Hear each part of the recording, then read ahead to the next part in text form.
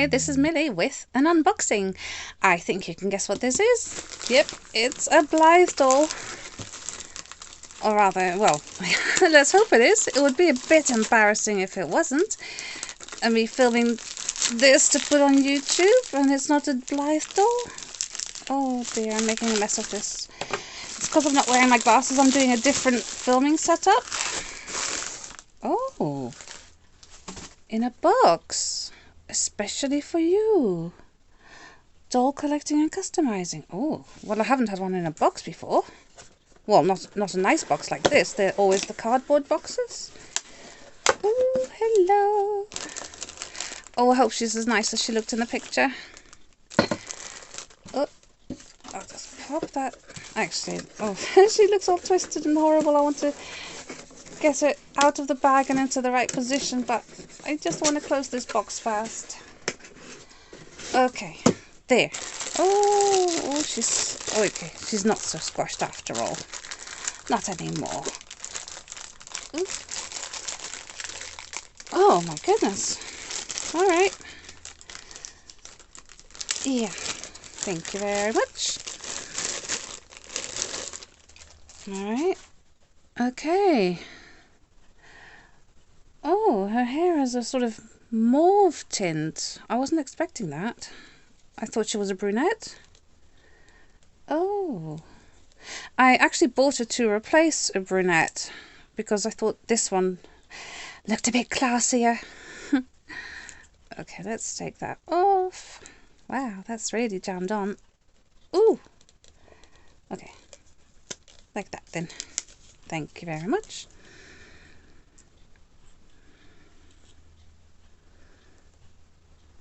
Ooh. Well, she's very pretty.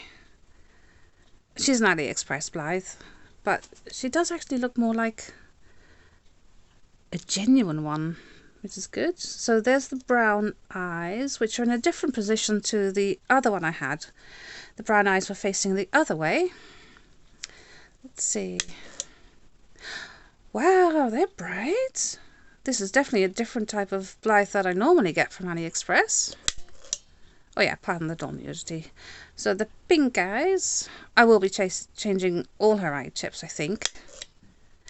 Wow, they're bright. I'm sort of tempted to keep the orange and the blue, to be honest. Oh, so instead of the grey, we've got this brown. Oh, that's interesting.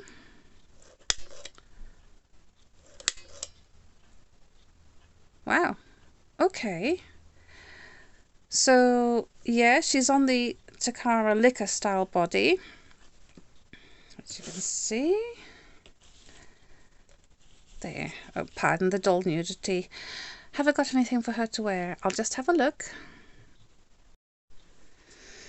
Ah, that's better. This is actually the very, very first dress I sewed for a Blythe doll. It was my tester dress, which is why I used a fabric I wasn't particularly keen on. It came with a free gift, as a free gift bundle. What I didn't know at the time, because I didn't measure the pattern after I printed it, was when I printed this out using my phone. So it was smaller than it was supposed to be. And that now shows me that it's the right size to fit this Takara style body. Also, what I found out was on the back of her head, it says Blythe and Hasbro and Tomy. I've never had that on the back of any of my previous AliExpress Blythes.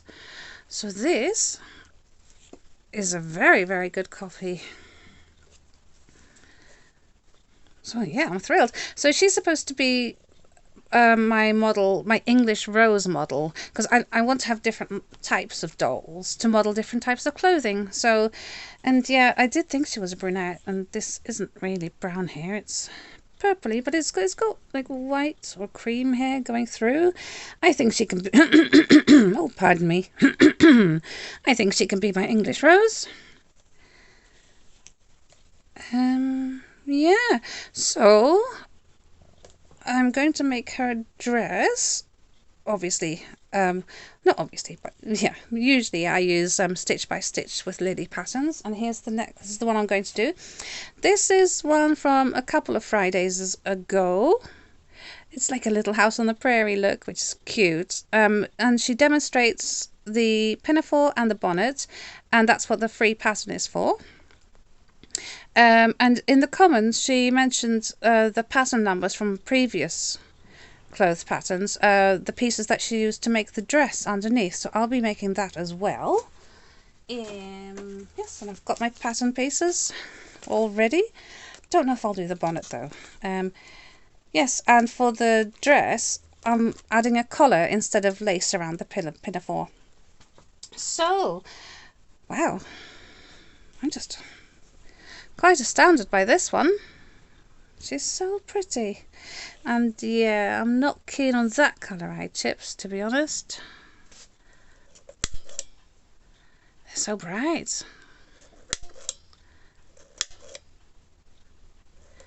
I think I might leave her on the blue until I get round to changing her eye chips, which I won't do by the end of this video, because obviously that's a bit more involved, and I haven't actually glued any eye print out onto the glass eye chips yet.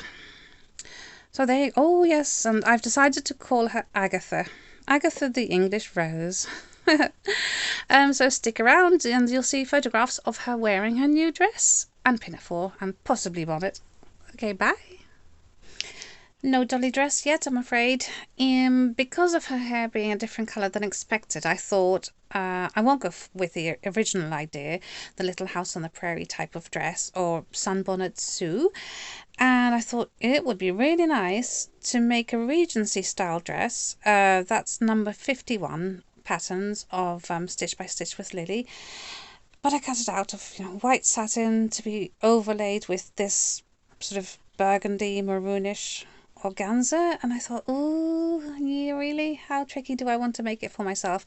So then I cut it out of lining, which is also tricky to sew with, and it being winter, I've got this bit here which belongs to pattern number 34. It's part of the sleeve for Dress for Anne, and I've checked Regency images online, and they did have sleeves like this in the period. Or shall I go back to plan A? I don't know. Well, you'll find out soon, thankfully. Alright, bye. Here's Agatha in her Regency gown, which I think is number 51 of Stitch by Stitch with Lily. I made her dress out of lining fabric, which has got teeny tiny checks, which is why it looks peculiar on the camera. So here's what it looks like in real life. Teeny tiny checks. And then zoom up to go back out. And I was completely wrong making the dress a bit smaller than the original pattern intended, because her patterns are intended for the jointed bodies. So I thought, oh, I've got to make this a bit smaller. But that was definitely wrong, because it's very tight at the back. Here's one I made a few months ago. This one I made for the jointed body, and it fits perfectly on this one, even though I did make a mistake at the front, and there's a gather. And that's how it's supposed to be at the back. But mine isn't. I'll show you. I'll get up. Move.